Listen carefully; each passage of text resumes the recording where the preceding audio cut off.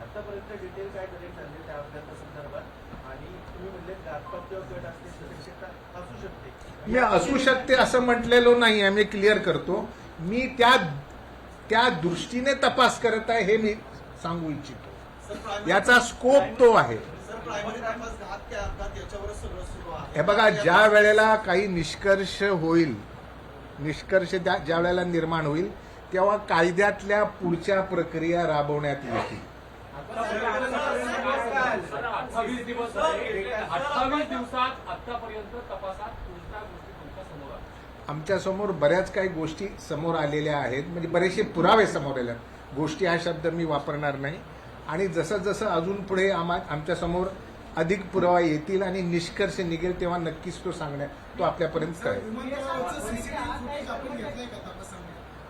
मी तुम्हाला पुनश्च सांगतो, आम्ही भरपूर पुरावे गोळा केलेले आहेत. जे उर्वरित आहेत तेही लवकर गोळा करण्यात येतील. लागणारे जे टेक्निकल रिपोर्ट्स आहेत तेही मिळवण्यात येतील आणि त्याच्यानंतर निष्कर्ष काढण्यात येईल. मुंबई विमानतळावर स्पेसिफिक मुद्दे रेज केलेले आहेत. त्याच्यामध्ये त्यांनी एकतर विमान नादुरुस्त होतं का याबद्दल म्हटलेल्या, दुसऱ्या हवामानाच्या क्लिअरन्स बद्दल मुद्दा उपस्थित केलेला आहे की तो पुण्याकडनं दिला गेला.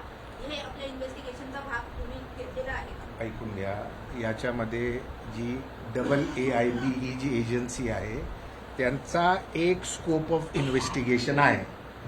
तो झाल्यानंतर एक रिपोर्ट फर्निश होईल जो आम्ही आमच्या तपासामध्ये फॅक्टर इन करणार आहे. या अर्थाने ते म्हणतायत की त्याच्यातला फक्त याचा मुद्दा नाही, कॉन्स्पिरसी या अँगलनी ते मुद्दा म्हणतात. म्हणजे टेक्निकल ऍस्पेक्ट AAIB कडनं इन्व्हेस्टिगेट होतील, ते कॉन्स्पिरसी या अँगलनी या मुद्द्याकडे